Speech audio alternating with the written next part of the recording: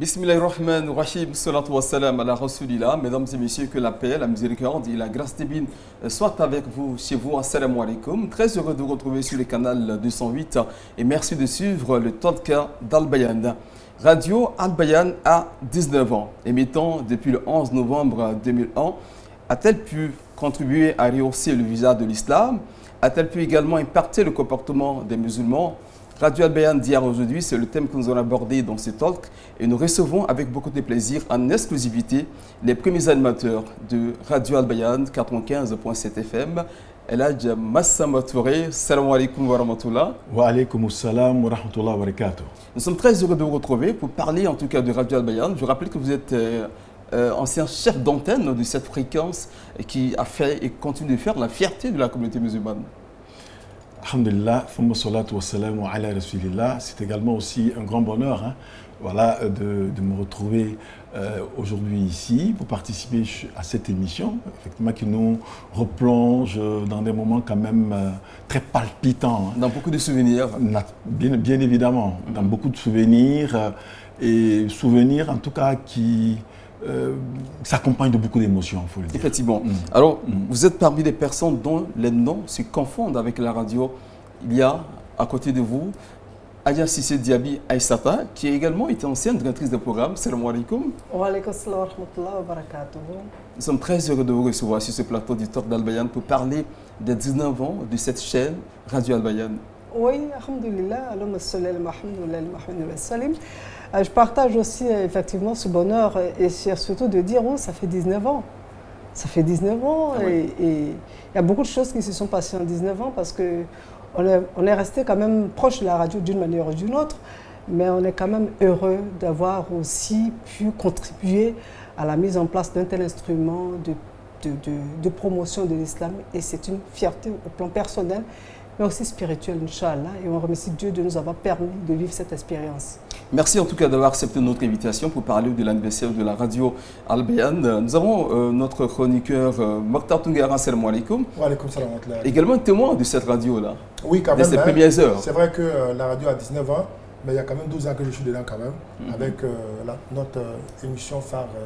L'émission au grain du samedi. D'accord, on pourra peut-être refaire cette émission puisque nous avons le précurseur de cette émission qui est avec nous, Massamba Touré, au grain du samedi.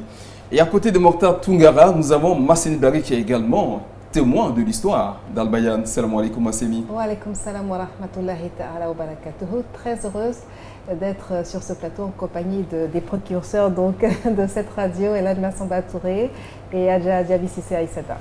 On va essayer de planter le décor avec bien sûr cet élément qui nous situe un peu sur comment est-ce que la radio a été créée. En 1993, la communauté musulmane exprimait son vœu d'avoir un outil de communication au service de l'islam. Elle adresse dans ce sens une demande au président, feu Félix Houphouët-Boigny. Son décès surviendra peu après l'entame des démarches. Son successeur, le président Henri Konan Bédié, notera le désir profond des musulmans de profiter de cette libéralisation du secteur de la communication audiovisuelle pour renforcer les connaissances des fidèles musulmans et surtout de faire connaître et comprendre le message vrai de l'islam aux habitants de la Côte d'Ivoire.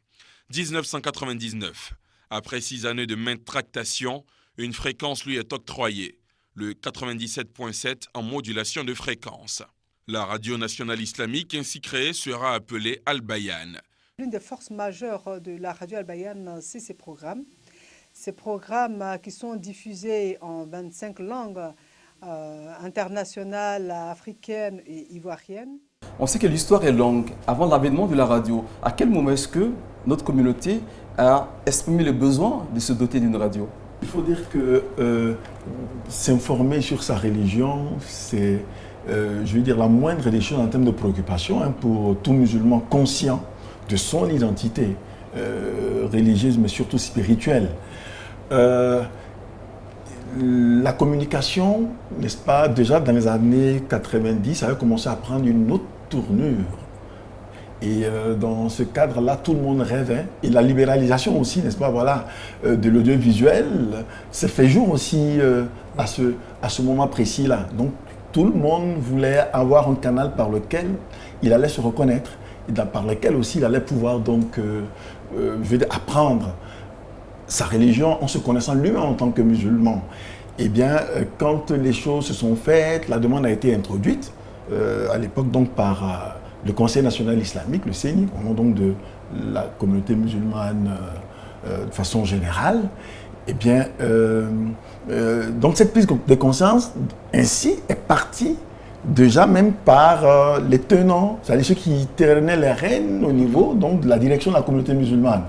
Ok, donc les dossiers ont été montés, introduits. Il faut reconnaître que là aussi, là, il y a eu quelques petits balbutiements, parce qu'il y a eu une première vague d'attribution, je me rappelle c'était en 1999, et qui a noté l'absence d'une chaîne chez les musulmans. Et au niveau de la jeunesse, alors il y a eu un mécontentement qui s'est exprimé par une volonté de marche. Voilà, c'était l'ANC, l'AJMCI, l'association des jeunes Tijani de Côte d'Ivoire, les 3 ans. Voilà, il y a eu une conférence de presse à la mosquée An-Nour, et je pense que ça se tenait un jeudi d'un mois d'avril, si je ne m'abuse, et je pense que c'est le Conseil des ministres qui a suivi ce jeudi-là. Alors ça veut dire que la pression a porté ses fruits? Oui, d'une certaine façon. D'une certaine façon, on n'était pas à l'époque des réseaux sociaux, donc même malgré cela quand même, parce que des chaînes internationales il y a eu une mobilisation. Il y a eu une mobilisation des jeunes. D'accord, des jeunes. Des jeunes qui étaient vraiment déterminés à mener des actions, à se faire entendre pour que, alhamdoulilah, finalement la radio a été attribuée au grand bonheur des musulmans. Et finalement, la radio a été attribuée à Diassisi Diabessata. Comment est-ce que les musulmans ont pu, on va dire, concrétiser, on va dire, sa mise en œuvre? Par quels moyens est-ce qu'on a pu arriver à pouvoir émettre depuis donc 2001? Bon, je peux dire que la radio Al-Bayan peut être aujourd'hui le symbole de l'unité des musulmans. Parce qu'il faut savoir qu'avant la radio, avant le projet de la radio, il y avait quand même des dissensions entre nos leaders.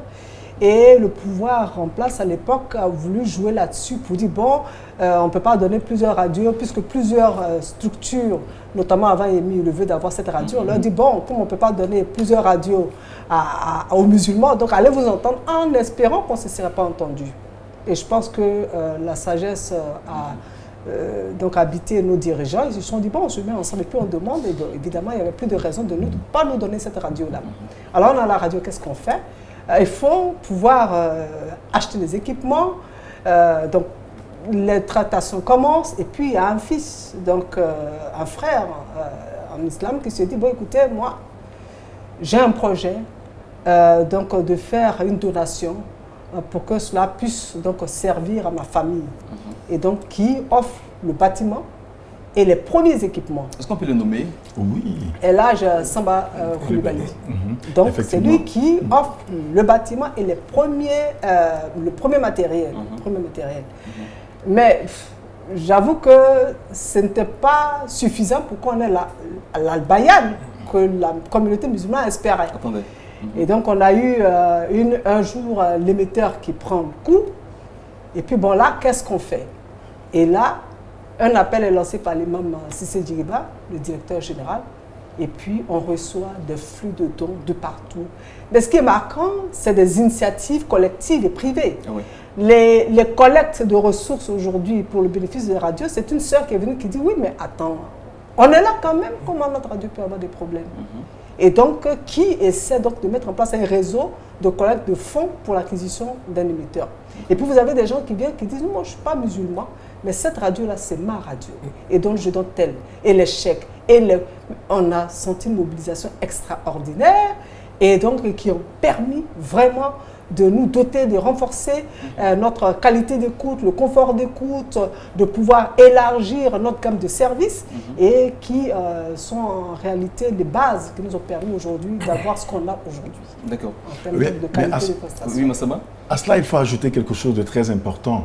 C'est-à-dire, avant même de l'avènement de la radio, il y a une contribution qui avait été demandée aux musulmans, des tickets avaient été émis, n'est-ce pas, et qui étaient présentés aux fidèles sur toute l'étendue du territoire, et sans avoir, je vais dire, de preuves concrètes, sur le sérieux de la chose, mais la confiance qu'ils avaient dans les imams qui étaient les imams qui étaient au devant de la chose, Exactement. en fait, à amener aussi les uns et les autres à donner, n'est-ce pas, leur contribution pour dire que c'était la volonté d'avoir cette radio-là était quelque chose de réel, de manifeste en fait. Une adhésion collective. Une adhésion collective. D'accord. Et là, c'est très important. Et puis, l'acte de Samba Coulibaly, il faut revenir dessus, vraiment a été, je vais dire, le véritable déclencheur qui a permis à la radio de Ça passer soit. du projet à la réalité. D'accord. Alors, le nom Al-Bayan, comment est-ce que c'est venu? Qu'est-ce que ça signifie jusqu'à présent? Il y a des gens qui se posent la question. Oui, en fait, Al-Bayan, Al-Bayan est venu, je pense, d'une concertation voilà, au niveau du COSIM. Et voilà, plusieurs noms avaient été proposés. Et puis finalement, donc, Al-Bayan a été retenu. Al-Bayan signifie rappel, il signifie prêche, mais il signifie aussi information. alors, est-ce que ça tire sa source d'un verset, apparemment, le nom Al-Bayan? Oui, effectivement, tout est lié en fait. Et quand vous voyez aujourd'hui Radio Al-Bayan par rapport à sa mission, je vais dire tous les sens du mot s'y retrouvent. Et donc pour dire que c'est un choix quand même qui a été bien inspiré par Allah, n'est-ce pas, à ceux qui ont eu le réflexe donc de retenir ce nom-là. Exactement. Masseni? Adja Aïssata Diaby, Cissé a évoqué tout à l'heure le nom de l'imam Cissé Djigiba, qui est le directeur général du groupe, maintenant on dit le groupe Radio Al-Bayan. Est-ce qu'on sait un peu comment s'est faite cette ossature de Radio Al-Bayan? Comment est-ce que c'est décidé la direction de la radio? Qui a décidé? Comment ça s'est fait? Je crois qu'il y a un conseil d'administration. Comment est-ce qu'on a porté justement le choix sur l'imam Cissé Djigiba, qui est assisté dans ses tâches par l'imam Sékou Sylla et également l'imam Daoud Koné? Alors, au niveau du choix de l'imam, c'était toujours une concertation au sein donc, du COSIM Séni à l'époque. Et puis, plusieurs noms avaient été proposés.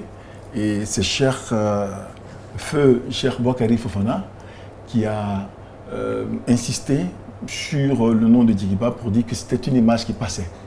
Effectivement, l'imam Djigiba quand même était reconnu pour, je vais dire, son approche ouverte, qui va vers l'apaisement avec le Dieu qu'il a constitué en son temps avec l'abbé Abékan sur voilà, les médias ivoiriens pour amener les gens donc à se comprendre, à s'accepter. Il avait une image de rassembleur. C'est aussi un grand communicateur. Un grand communicateur, bien entendu. Et donc voici comment... Mais le conseil d'administration, comme l'a dit Mme Aïssata Diaby, en fait, le COSIMI était... le CENI, le Conseil supérieur islamique, il y avait le Front pour la Oumma islamique, il y avait aussi le CDCI de Babili Dambélé. Voilà. C'était donc l'ensemble de ces structures-là voilà, qui constituaient le conseil d'administration. Et donc c'est à ce niveau-là aussi que le point final a été marqué en ce qui concerne donc la décision du choix du directeur général et puis bon, de toutes les autres lignes qui en ont découlé. D'accord. Alors, Mokhtar... Je voulais dire, entendre Massamba, entendre Mme Diaby, nous sommes en train de parler de l'événement. Mais avant l'événement, il y a l'avènement. Tout à l'heure, Mme Cissé en a parlé. Je me rappelle pour préparer cette émission que j'ai essayé de me documenter un peu. Et il m'est arrivé que l'idée est venue d'une manière, excusez-moi l'expression, mais d'une manière aussi banale. Samba Coulibaly, qui à l'époque avait perdu son fils. Et toute la communauté, vu lui-même sa générosité au niveau de la communauté, en tout cas la communauté voulait lui rendre hommage. Et son fils qui est décédé des suites d'un accident, la communauté se retrouve à Daloa au 7e jour. Et la préoccupation, je pense qu'à l'époque, c'était Koudous, qui était le président du CENI, Aboubacar Fana. Donc, ils ont proposé ils ont fait cette proposition à Laïc Samba Coulibaly pour dire que c'est vrai, vous aidez la communauté, vous aidez les imams, mais aujourd'hui, notre préoccupation, c'est qu'on veut une radio. Et je pense qu'il leur a dit, il faut trouver l'espace. Et les imams, peut-être sans trop transverser, quand ils sont arrivés à Abidjan, j'ai dit, mais à côté de la grande mosquée, mais il y a de l'espace. Et lorsqu'on lui a donné cette information, il n'a pas hésité, comme Mme Cissé l'a dit tout à l'heure, il a donné les premiers fonds pour qu'on puisse construire cette radio. Mais à côté de ça, je voudrais saluer, franchement, et ça de manière très sincère, les premiers animateurs de cette radio-là. Parce que ce n'était pas aussi facile que ça. Hein. Parce que quand tu regardais, ils n'étaient pas tous des professionnels. Massamba était étudiant, Madame Diaby, je ne sais pas à l'époque c'est quel... En tout cas, c'était des gens qui avaient une bonne volonté. Mais la question que juste je vais poser à ces gars aujourd'hui, qu'est-ce que ça vous fait aujourd'hui quand vous mettez vous deux les pieds dans la radio? Quels sont les souvenirs qui vous marquent? Alors, moi, je voudrais déjà apporter une précision. Moi, j'ai fait des études de journalisme. D'accord.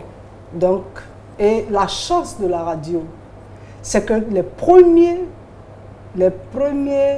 animateurs et techniciens avaient été sélectionnés avec grande rigueur. Ah, ça, on ne savait pas. Ah oui. Ah oui. Les gens sont venus pas parce que c'est mon frère, mon cousin prend le nom. Il y a eu un test d'abord. Les gens sont venus avec un test qui a été donc proposé, organisé par des professionnels. Je prends le cas de Ladji Sidibé, Koumara, Elhadji Komara pour l'aspect technique, en fait des chevronnés qui ont fait les sélections. Et au plan technique, la première, c'est-à-dire quand on a fait la sélection, la personne qui arrivait en tête était une dame. Et c'était qui? Halima Soumaoro. On la salue si elle nous écoute. La première, celle qui était sortie majeure, c'était une dame. Tant au niveau de l'animation qu'au niveau de la technique, c'était des dames. Et c'était des personnes qui avaient donc, je vais dire, respecté un certain nombre de critères très rigoureux qui avaient été donc édictés par les animateurs. Alors vous dites, au niveau des animateurs, c'était aussi une dame. Au niveau des animateurs, c'était Adja Diaby. C'était moi-même, voilà. Oui. Mais moi, particulièrement, c'est-à-dire que c'était au-delà de l'animation parce que les études que j'avais faites, c'était des études à la fois de journalisme, mais aussi de production. Oui. Donc tout de suite, dans les mois qui ont suivi, moi je suis rentrée directement dans l'administration en gérant la direction des programmes que j'ai eu donc à animer jusqu'à mon départ en 2014. Donc c'est dire que c'était vraiment des professionnels. Alors quand on rentre aujourd'hui, qu'est-ce qu'on voit? On voit d'abord une nette évolution et je note que Al Bayan a épousé l'ère de la technologie. Et chaque fois, Al Bayan, en termes de radio, je ne sais pas maintenant, sinon pendant longtemps, en termes d'avancée technologique, nous avons été là où il fallait. Nous avons commencé par les cassettes. Après, très rapidement, nous sommes passés au CD. Et très rapidement, nous sommes passés au mini-disque avant que notre studio ne soit entièrement informatisé. Et lorsque nous participions avec l'imam Djigba, j'ai eu la chance de participer quand même à des rencontres internationales de radio. Finalement, de participants, nous devenions animateurs. Parce que lorsque nous présentions l'expérience de Radio Al Bayan à l'extérieur, en Afrique en particulier, on avait du matériel que même des radios nationales dans la sous-région n'avaient pas. Oui. Donc quand on vient dire non, Al Bayan, partagez, voilà. Donc de participants, nous devenions animateurs donc, de ces forats d'échange et de partage de la connaissance en matière radio. Et donc, quand je rentre ici, je me dis, on a parcouru du chemin. On a fait des choses extraordinaires. La radio Al Bayan aujourd'hui, en termes technologiques, a atteint vraiment, est aux normes des grandes radios ivoiriennes et même internationales. Il faut simplement faire en sorte que nous gardions ce cap-là. Voilà. Sinon, c'est assez intéressant de voir tout ce qu'on a parcouru comme chemin. Je me rappelle les émissions intéressantes qu'on a quelquefois perdues parce qu'on passait de CD à mini-disque, où il fallait nous-mêmes faire les montages. Vous faisiez les enregistrements, vous faisiez les montages. Et en termes de montage, c'était pas toujours évident. C'était pas surtout avec les MD, là. Oui, les mini-disques. Oui. Et là, quand il est arrivé nouvellement et qu'il avait quelquefois des émissions à animer, on attendait souvent dans là. Et donc, il avait écrasé la partie justement qu'il voulait conserver. Oui. Et là, Komara, que nous saluons au passage, il dit, mais madame, le nouveau là, mais il va faire des gaffes. Parce que lui, il était là quand même avec sa sagesse pour mettre un peu de l'ambiance. Donc effectivement, il y a eu des avancées assez intéressantes. Adja, je voulais juste savoir, est-ce que vous pouvez nous dire la première voix? C'est-à-dire que quand on a émis la radio, la première voix c'était qui déjà? J'avoue que 19 ans après, je ne peux pas dire qui a été la première voix. C'était Diakité. C'était Vous êtes Diakité au Kourousse, Diakité. non? Parce que moi, dans mes Non, non, en fait, quand tu parles la première voix, La moi, je première vois voix, au en termes niveau des d'animation. animateur. Voilà. C'est-à-dire que quand on a ouvert la première Voilà. fois le 95.7, quelle est la voix qui est passée? C'était Diakité. C'était la Diakité. Dommage qu'il ne soit pas sur ce plateau-là. Oui, mais nous le saluons au passage. Oui, il a eu un empêchement. Voilà, il a eu un empêchement. En tout cas, nous le saluons et je suis sûr que sa présence aurait donné plus de piment, Bien sûr. n'est-ce pas, à cette émission. Mais en fait, pour revenir aussi à la question, qu'est-ce que ça nous fait d'être là? Mais en fait, c'est une projection aussi dans le passé. Hein. Oui, parce qu'il faut se rappeler que c'est vrai que les équipements étaient là. La radio devait commencer. Mais sans moyens aussi. Hein. Bien sûr. Voilà, sans moyens. Et je me rappelle que les tout premiers, au départ, n'avaient pas plus de 40 000 francs. De salaire, quoi. De salaire. Mensuel. Mensuel. Et à cela, il fallait ajouter que le programme là, il fallait lui donner du contenu, mais pas n'importe quel contenu, il fallait qu'il soit compétitif. Et je me rappelle une fois, nous étions allés en reportage, et puis j'entendais un journaliste murmurer, il dit, mais j'imagine quoi? Qu'est-ce que ça peut représenter, une radio des musulmans? Qu'est-ce qu'ils vont dire là-bas? Enfin, ça me revient encore. Avec un genre de mépris. Ah, oui, parce que quand les gens, certainement, comme le Coran étant en arabe, à la base, et ne sachant pas ce que son contenu traduit, Tout à fait. et puis avec tous les a priori qu'il y avait aussi sur l'islam et les musulmans. Et les djoulas. Les djoulas, voilà. Mais aujourd'hui, Al-Bayan, la radio, je veux dire Radio Al-Bayan est la première, n'est-ce pas? La plus écoutée. La plus écoutée sur toute l'étendue du territoire. Et puis, je dis au plan technologique, au plan, je veux dire, professionnel. Bon, il n'y a pas grand-chose à reprocher de façon générale. Mais les gens sont partis, voilà, de rien. C'est pratiquement les menus. Oui. Ils avaient pour capital essentiel leur bonne volonté et leur rage de donner le meilleur. Et là, je le retiens et c'est important. Et moi, je me rappelle, les premiers ramadans qu'on a passés ici, on a dormi à même le sol. C'est-à-dire, vous imaginez ce studio-là? Oui. Voilà, on dormait par terre. Partez même pas sur une natte. Hein. Même pas sur une natte. Alors ça, c'est des grands sacrifices. Hein. Ben oui, mais il fallait passer par là. Alors, je voulais demander à Mme Sissé, justement, quand au début, comment est-ce que les programmes étaient conçus? En même temps, vous, en tant que la première femme à parler sur la radio, est-ce que tous les musulmans, véritablement, on va dire, acceptaient qu'une voix féminine vienne intervenir? Bon, j'avoue que ce n'était pas facile. Ce n'était pas facile. À un moment donné, j'ai eu l'impression que je cristallisais un peu L'attention. l'attention. Parce que ce n'était pas normal d'entendre une voix qui réveille les gens à 4 heures. Et certains me prêtaient de me crée pas le matin, tu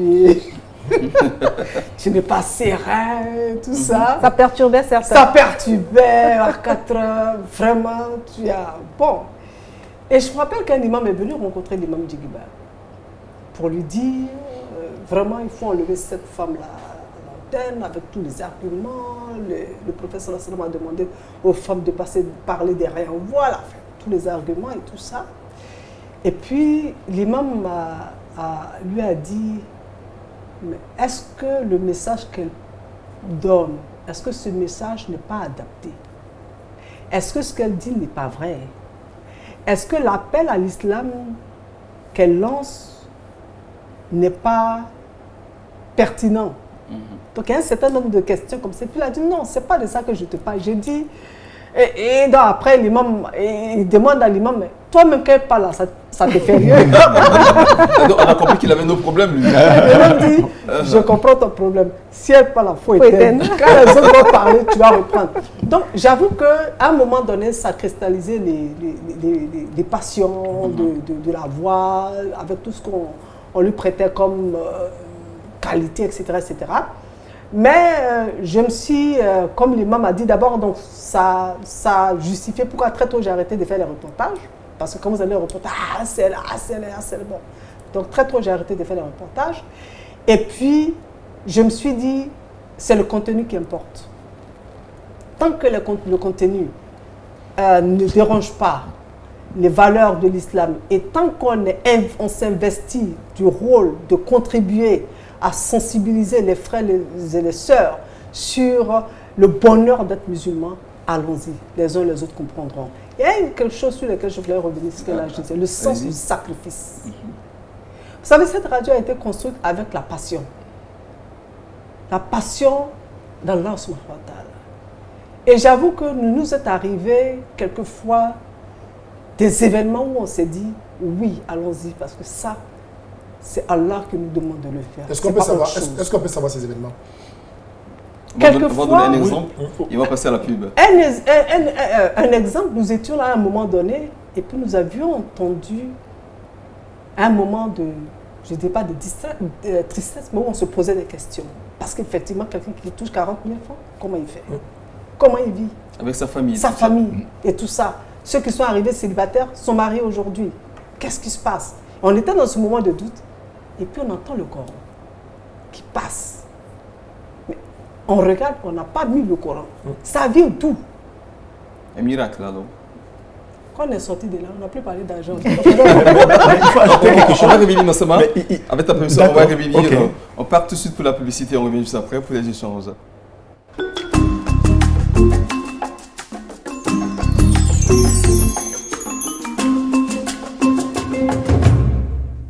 Al Bayan, toujours avec vous, partout avec vous. Al Bayan vous propose des gadgets à son effigie à des prix très abordables. L'horloge mini-format vous est offerte au prix de 10 000 francs.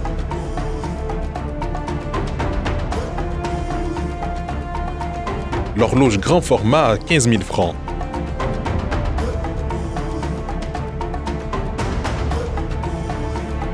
Ne ratez rien des émissions de Radio Al Bayan grâce au poste récepteur Al Bayan, rechargeable et facile à transporter, au prix de 9 000 francs.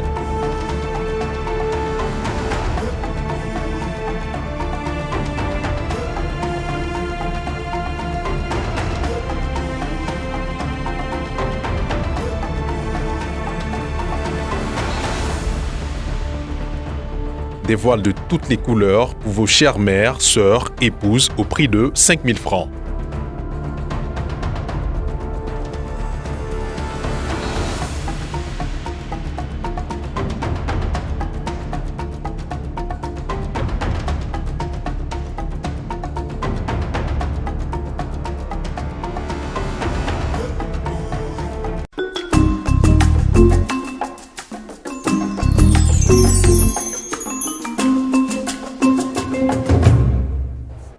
Retour sur le plateau du Talk d'Al Bayan pour parler des 19 ans de Radio Al Bayan avec bien sûr les premiers animateurs que nous recevons en exclusivité. Alors, après donc l'intervention de Adia Diaby Aïssata, vous avez un élément ajouté, Massamo Touré? Oui, il faut dire qu'il y a eu un mois où il y avait à peine 300 000 francs dans la caisse.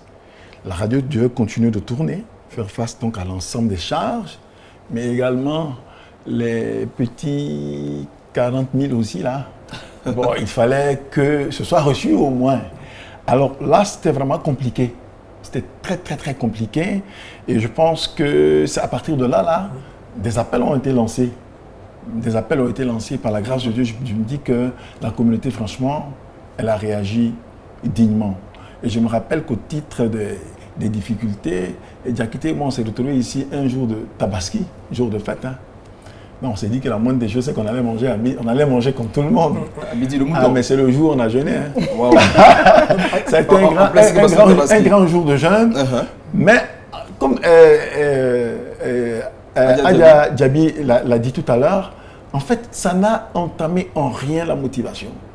Okay? Il y avait la passion. Il y avait la passion. L'envie de servir la communauté. Voilà. Mais la direction, donc, à partir de là aussi, a pris d'autres dispositions pour les autres événements. Et aujourd'hui, vous allez noter que quand il y avait fait, ses fruits. Mais naturellement. Il a fallu que vous vous jeûniez pour que les autres. Est-ce qu'on se replonge dans les activités qui étaient menées à l'époque? Il y avait une activité phare, le concert d'Al Bayan qui était organisé pendant les ramadans. On va suivre cet élément et on revient. Assalamu alaikum. Wa alaikum salam. Jazakallah khair for having me in the studio. Alhamdulillah, welcome. Thank you so much for welcoming me in Côte d'Ivoire. How do you feel now here in Abidjan? I feel a bit overwhelmed actually. I landed, I didn't know what to expect, and to see all the friendly people who know my songs, and I really feel it's one of the best experiences I've had in my life. Abidjan, your brothers and sisters are very happy to know that you will be with them 11 September, Inch'Allah, in the Palais de la Culture. Et là, c'est l'artiste sud-africain Zenbika qui venait pour la première fois en Côte d'Ivoire pour organiser un concert. Et la Massamba l'a reçu dans son studio. Et là, c'était un échange en anglais. Hein. Tout à fait, puisqu'il est anglophone. Et puis, en tout cas, il faut reconnaître que ça a été quand même des moments extraordinaires. Ça a permis à Radio Al-Bayan de s'ouvrir sur le monde. Mais Radio Al-Bayan également était finalement cet outil-là qui permettait aux musulmans d'avoir des cadres de divertissement sains. Parce que quand il y avait de grands événements comme les fêtes et tout ça, on ne savait pas où aller. Et puis bon, il y en a qui se disaient que l'islam, il n'y a que du moche, hein, n'est-ce pas? Mais Radio Al-Bayan est venu montrer qu'on peut s'égayer en musique, hein, tout en restant dans le tempo, voilà, tout à fait. Et effectivement, et sur ça, Adia Diaby Assata et Diakité ont donné le bel exemple, on va dire, sur comment s'égayer toujours avec Zenbika, c'est le deuxième élément vidéo. La ilaha illallah, la ilaha illallah, la ilaha illallah, la ilaha illallah, Muhammadur Rasulullah, Muhammadur Rasulullah, sallallahu alayhi wa sallam. Assalamu alaikum Ali. Wa alaikum salam. How are you? Are you happy for the show? Excited? Alhamdulillah, alhamdulillah. What's your feeling on Ivory Coast so far? I like it a lot. You know, the people are cool. I am looking forward to the show. I can't wait. I'm sure that it will be a very big show. Inshallah. Alors voilà, donc on a connu des visages. Hein. On a vu Diaby Assata. On a vu Massamba Touré, on a vu Diakité Ibrahim, Ali Diarasuba également, et Babou Cissé également était dans les barrages. Qui chantait également. Qui chantait aussi. Alors, qu'est-ce que ça vous fait de voir aujourd'hui tous ces souvenirs-là? Peut-être qu'on parlera de l'impact de la radio, mais je dirais même que le ministère des Affaires étrangères nous doit quelque chose. Parce que ces concerts aussi ont permis à ces personnes de découvrir qu'il y avait un pays en Afrique de l'Ouest qu'on appelait Côte d'Ivoire. Ouais. Moi, je me rappelle Zenbika, la première fois pour la voir, on s'est battu. Parce que vous envoyez des mails, il ne réagit pas. Parce qu'il dit que quand il regarde sur la carte à Côte d'Ivoire, il ne sait pas c'est quoi. À quoi ça ressemble, il ne comprend pas pourquoi, etc. Et il a fallu que malgré tout, après autant d'assistance et tout ça, mais pour lui, il venait se jeter vraiment dans une zone juste pour remplir un contrat. Et puis très tôt, il allait partir. Mais il a été émerveillé quand Zenbika est venu en Côte d'Ivoire. C'était waouh, comme on le dit. Et ça lui permet. Et il nous demandait. On est indépendant depuis combien d'années? Et il y a des musulmans, en fait, ils découvraient ce pays-là, dans sa diversité culturelle, ethnique. Et quand on lui parlait de ce qu'on a, il pensait un peu à l'Afrique du Sud aussi, qui est une terre donc, de brassage donc, de culture. Et donc, il se disait, oui, donc je suis chez moi. Et il faut dire que Zenbika est venu à 2 reprises. Pareil pour Maëzen.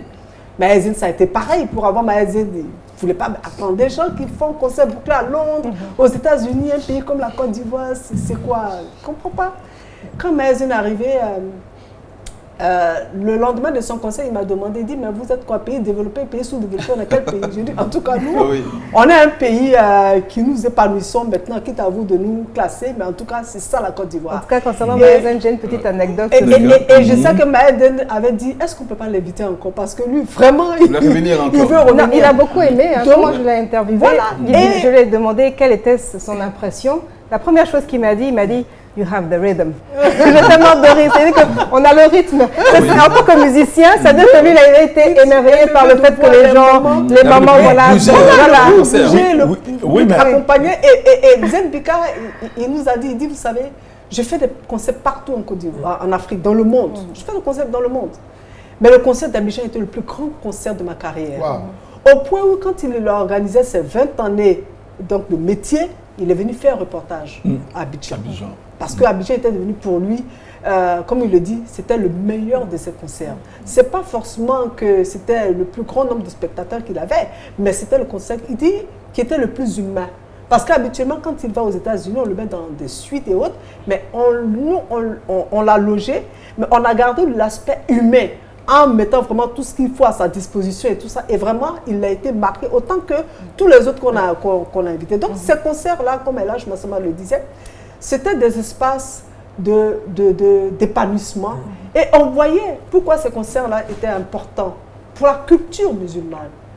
Moi, je me rappelle, il y a un imam dont je ne dirai pas le nom, mais qui est venu se plaindre qu'Al-Bayan organise des concerts. Pourquoi Al-Bayan le fait? Est-ce qu'Al-Bayan, est-ce que nous savons les risques? Il a dit tout ce qu'il voulait dire. Je lui ai dit, l'imam, moi je vous parie, vous rentrez chez vous, et puis vous dites au revoir à vos enfants, et vous vous cachez, vous mettez la télévision en marche. Vous allez voir que vos enfants chantent les chansons des autres confessions. Exactement. Et ils les maîtrisent. Mais, si vous dites à votre enfant de venir, il va faire la solat, il va apprendre le Coran et tout ça, l'amour de sa religion, pour que ça s'implante dans son cœur, il faut autre chose. J'ai dit, c'est ce que les autres ont compris. Donc, si vous voulez, faites l'expérience. A-t-il fait l'expérience ou pas? C'est ça que le lendemain, il est venu, il m'a dit, ah, le ticket là, c'est combien?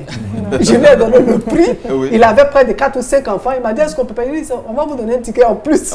Donc, ils ont compris. Et je sais que ces concerts aussi, surtout ceux qu'on a organisés avec le groupe français, le Silence des Mosquées. Combien de personnes se sont converties avec Silence des Mosquées en Côte d'Ivoire ici? Effectivement. Combien de personnes sont... Moi, j'ai écouté, j'étais un jour d'antenne et il y avait cette chanson... le dernier jour. Il y a une dame qui a appelé. Salam alaikum. Quand j'ai dit wa alaikum salam, elle a fondu en larmes. On ne peut pas parler. Adja Kessia, calme-toi. Adja Kessia, elle dit Adja, est-ce que ce qui se dit dans cette chanson est vrai? Ouais. Est-ce que c'est vrai, Adja? Est-ce que c'est comme ça? Adja, est-ce que Dieu va me pardonner? Je lui ai dit non. Adja, ne pleure pas. Prends tes ablutions. Fais 2 rakats, demande à Allah de te pardonner, il va te pardonner. Quand on parle de repentir sincère, à cet instant, oui. Effectivement. Alors, moi, je voudrais ajouter quelque chose. Toujours avec le groupe Le Silence des Mosquées, un concert qu'on avait fait au Palais de la Culture, mon frère Ben Alima, Abdouraouf était là. Et dès après le concert, je lui ai demandé, mais quelles sont tes impressions? Voici ce qu'il m'a dit. Il dit, je viens de me rendre compte du pouvoir de l'artiste. Hein? Ça veut tout dire, hein? Bien sûr. Ouais. Ça veut tout dire. Donc, pour dire qu'effectivement, des jeunes gens, n'est-ce pas, voilà, ont eu une attache plus forte avec leur religion à partir de ce genre d'événements-là. Et ça nous ramène, n'est-ce pas, voilà, à ce hadith du prophète sallam qui nous invite à parler aux gens selon leur entendement. Ça, c'est très important. Et là, c'était un autre type de message que Radio Al-Bayan donc adresse à l'ensemble de la communauté musulmane. Et en tout cas, c'était fort. Avec votre permission, s'il vous plaît, il y a une dame, une fois, j'étais d'antenne, elle arrive avec son véhicule, elle gare, elle s'arrête devant moi et puis elle tremble. Je dis, qu'est-ce qu'il y a? Elle dit, qu'est-ce qu'il y a? Elle me dit qu'elle était en train de venir et elle a mis un CD. Elle avait le CD de Silence des Mosquées. Son fils d'à peine 4 ans, il a appuyé. Il a enlevé, elle, son CD. Il a mis Silence des Mosquées, il s'est assis dans la voiture et puis il avait la tête comme ça. Ah oui, il est en méditation. Hein? Ah oui, d'accord. Merci encore pour ce témoignage. On va gagner. Je voudrais qu'on suive un peu également le premier technicien, directeur technique de la radio Al-Bayan, chef Komara Ademdriss, chef Komara Mamadou. Voilà, c'est son fils qui s'appelle Komara Ademdriss, qui également la voix. Il a posé la voix sur le slogan de la radio, la voix de l'islam éternel pour l'éternité. On était chez lui, on a pu recueillir en tout cas son témoignage. J'étais là en formation avec les jeunes techniciens. Mais il faut vous dire que j'ai fait beaucoup de voix à Al-Bayan. Avant que je ne forme les gens, c'est moi qui gérais l'antenne.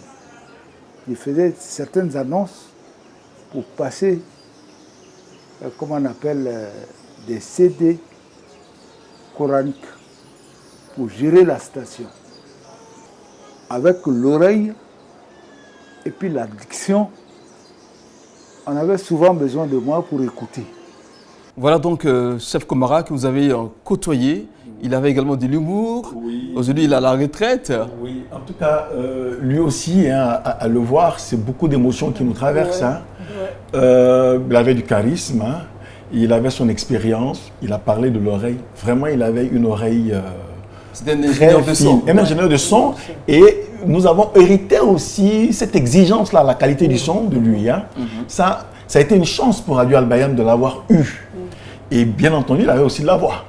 Hein, il avait vraiment une voix off. Vraiment une voix off. Hein. Hein, et puis, il avait de l'humour. Je me rappelle que quand Astou nous a rejoints, et elle l'appelait Papy. Et entre midi et 2, quand on finissait, après la prière, quand on finissait le déjeuner, on avait la tradition, n'est-ce pas, la consommation du thé. Avec lui, je me rappelle que l'imam Diguiba était allé une fois au Kenya. Et puis, il nous a envoyé du thé, en tout cas du très bon thé. Je ne sais pas, c'était Kamara Zoumana qui lui avait fait une thé. Lui demandait la dose adulte. À l'époque. Bien dosé, bien dosé. Mais Kamara Ibrahim un jour, et Kamara Zoumana un jour lui a proposé une dose adulte qu'il ne va jamais oublier. Oui, parce qu'il n'a pas dormi de toute la nuit. C'est trop dosé. Et puis il y avait une très belle ambiance avec lui, ouais, malgré son âge avancé. Tout à fait. Excuse-moi, je voulais dire, à vous entendre parler, il y a beaucoup de qui ont coulé sur le pont. Hein. Mais moi, ce que je retiens dans ces événements-là, et qui, pour moi, ont aidé la jeunesse. Et c'est dommage que ces émissions-là peut-être soient en train de peut-être pas disparaître, mais soient en train de prendre un peu de plomb. Quand je pense à l'émission Ikra, que Massamba produisait à l'époque, mais Al-Bayan faisait le plein de toutes les salles. Ensuite, il y avait Fousseni Diabati qui a pris le relais avec Jeunesse en Action.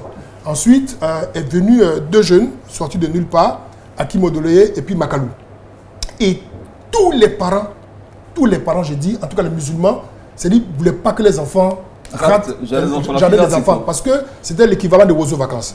Mais je vois que déjà le boulot que vous avez fait est en train de s'éteindre. Mais est-ce que vous pouvez nous dire, Massamba par exemple, ou Adja, qui était peut-être responsable chez lui ouvrier à l'époque, comment sont venues ces émissions? C'est par exemple Ikra, Jeunesse en Action, et puis Jardin des enfants. Ok. Alors, Adja Diaby. Oui. Alors, sur la question, je veux dire que je voudrais profiter de cette antenne pour remercier les dirigeants d'Al-Bayan qui nous ont toujours fait confiance. Vous savez, lorsque vous avez la confiance de vos dirigeants, ce qu'on appelle le génie intellectuel se met en marche. C'est les idées des gens qui viennent, qui disent « et si on faisait ça ?» Et si on faisait ça? Et comme on était une équipe assez soudée, on s'y met tous. Et on essaie de travailler le projet jusqu'à ce qu'il sorte. Parce que Jardin des enfants, ça a été d'abord Astoukoné. Mais avant elle, ça avait avec Mouali Mebou.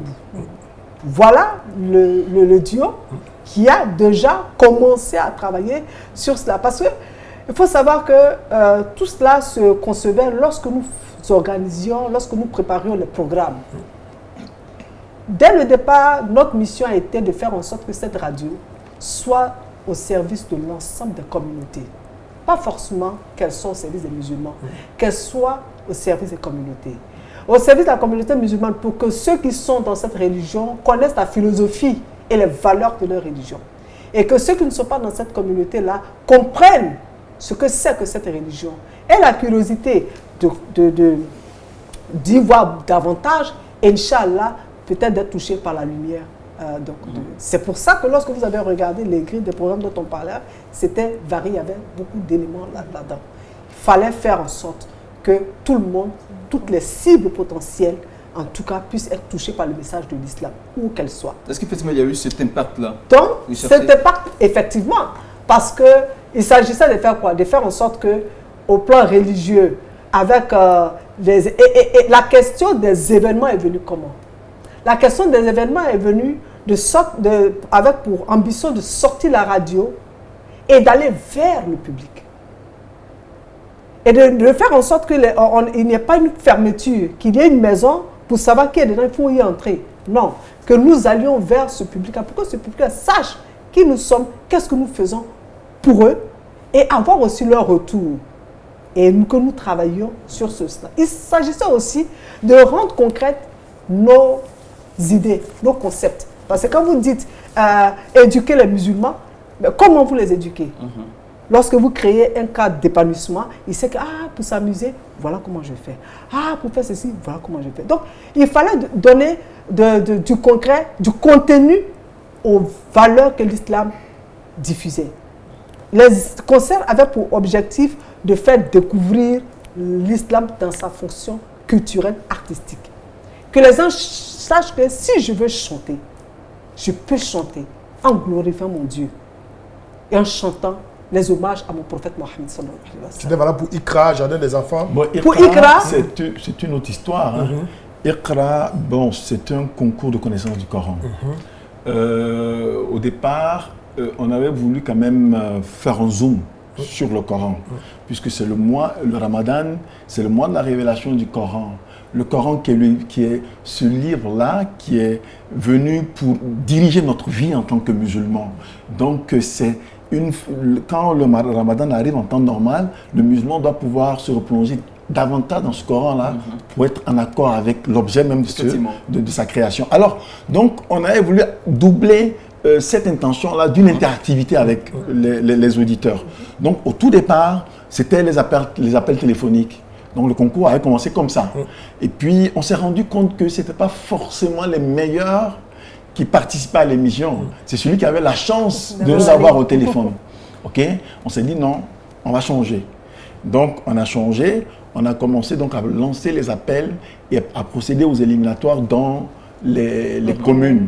Et là, c'était individuel. Hein? Voilà. Et puis après, on s'est dit non, qu'il fallait enrichir parce que le Coran revêt beaucoup de choses en termes donc, de science. Et donc, il fallait donc montrer ces différentes facettes-là. Bon, enfin. Voilà. C'est vrai que si qu'en 2 minutes, on ne peut pas tout dire sur 19 ans de Radio Al Bayan.